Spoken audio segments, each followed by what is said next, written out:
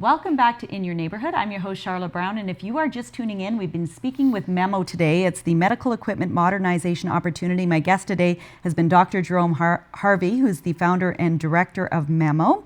So I'm curious to talk a little bit about where you get all your medical equipment and supplies. I know you mentioned you get some here when the hospital's closed. Do you get some outside of Thunder Bay, and how would you even know that those things exist? Okay, well, yeah, Thunder Bay Regional Health Sciences Center provides us with a lot of stuff. So does St. Joseph's Care Group. All kinds of things from furniture to dressings and stretchers and stuff because, we get stuff from the Homes for the Aged here in Thunder Bay. We get from district hospitals like Geraldton Hospital every once in a while, the whole shipment of stuff arrives at the door, and from Atikokan and Dryden, Sioux Lookout, Nipigon, Fort Francis. Yeah, lots of hospitals in the region. All the way down to Marathon. Yeah. So basically, as they're replacing things are getting old. Yes. They don't need things anymore. At least it's a place for them to be able to send it and know that it's going to a good place. Yeah, and today, for instance, one of the local midwives arrived with stuff, and there was a Doppler which you can listen to the baby's heart awesome. with, and a suction pump for portable with batteries and so on. So that kind of stuff. Yeah. Awesome. And let's talk the process from when it's donated and it's, basically sitting on your doorstep. What's the process of then getting it to that country and shipping it? And do you wait till you fill an entire container? Let's talk about that whole process. We ship whole containers, 40-foot containers. And like, for instance, this a week from this Saturday, we have a container going. It's going to El Salvador, where we also work. It'll contain 25 beds from Grandview Lodge. Some stretchers from NOSM, the medical school, and a whole lot of dressers and bedside tables from Dawson Court and Grandview Lodge, who closed. And they needed a little bit of touching up, some of the veneer on it needed to be glued back on and so on. But otherwise they're fine. And they're stuffed full of 90,000 surgical face masks that were given to us. Remember the Ebola? Not Yes. the Ebola, the SARS epidemic? Yes, SARS, yeah. Well, they had all these masks in case we had a Yes. SARS epidemic. Well, it never happened. And so those masks otherwise would have ended up in the landfill. They gave them to us. Wow. And we're now shipping those to El Salvador and Cuba, Nicaragua, other countries we work in. And let's talk about all those countries that you do work in.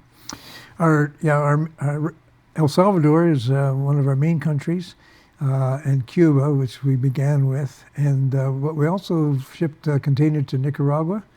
We have a container full of stuff waiting to go to Mexico. We're just getting the final customs papers done. We shipped 20 pallets of equipment to Zimbabwe. And a few weeks ago, there's a guy by the name of Bassi Cargo who runs Can Sierra here in Thunder Bay. I've heard of it before. Yep. And we just shipped 45 beds. He shipped.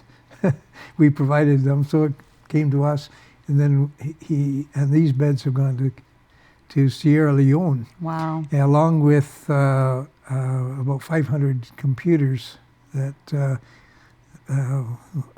were access to what we needed in the countries we were working in. Yeah. Awesome. So how do you find these countries, and how does it look in terms of partnering? Like, are you working with the governments? Are you working with local churches there? How is it that you're working to know where the need is, where this stuff is going to go, that kind of stuff? Well, as I mentioned earlier, when I was in Cuba working at this children's camp, we approached the Canadian Embassy, and they set up an appointment with the Ministry of International Affairs, and we met with officials there.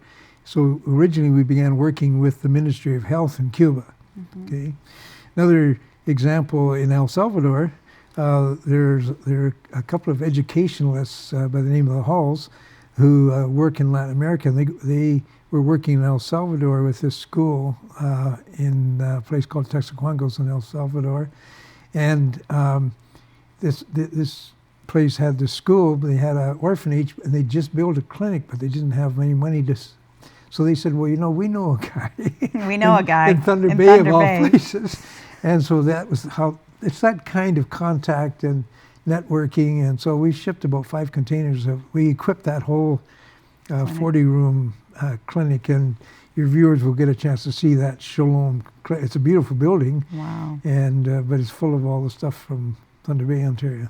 Yeah. And many of those countries wouldn't even have access to even find a lot of that equipment if it wasn't shipped. No, it'd be pretty difficult. In El Salvador, 43% of the population has no medical care at all, because you have to pay for it. Mm-hmm. So I asked Terry Benner, who runs this Shalom clinic, which is a clinic for poor people, like, what do you do if you get cancer and so on? And she said, you just die. Mm-hmm. I mean, it's hard for us to get our minds around the fact that you can have cancer and you just no treatment. Suffer and die. Like, yeah. So that is, the sort of situation in Cuba.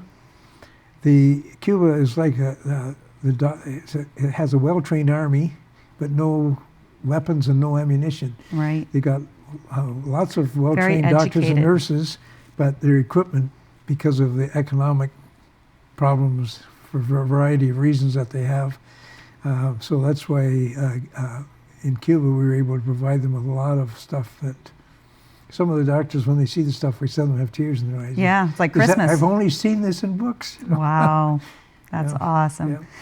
Yeah. Now, shipping containers is pricey. It is. I can't. So even though you're getting everything donated, you're shipping containers to various countries.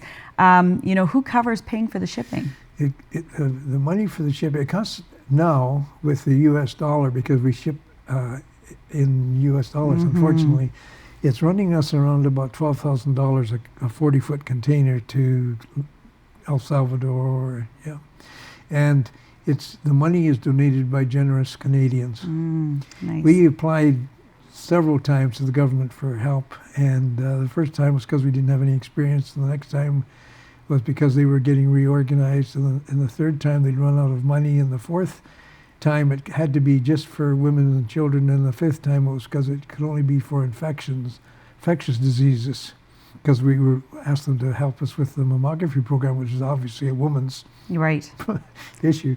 And so we finally just, it would take me like 3 weeks to make each of these applications, so we finally gave up with the government.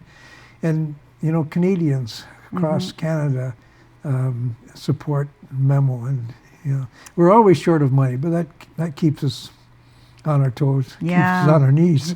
And how do you get the word out to everyone as to this organization exists, and if people want to get involved and support it? Well, that's what we're doing right now. Yes, absolutely. But I mean, it's people like that through emails. We have a mailing list through our churches, through our denomination. There's about 160 churches across Canada, so we send out emails and information to them. We just keep working away at it. And once a year we have a fundraising dinner here in town, and this last time we raised $30,000 at it. So that must have been a good dinner. It was. Roast beef day. It was an expensive dinner. Yes. That's always a problem, like, how much money do you spend to raise money to help the poor? Right. Yeah. Yes. Very important stuff, though. Well, we're going to take another quick break, but we're going to be right back with Dr. Harvey and talk more about Memo.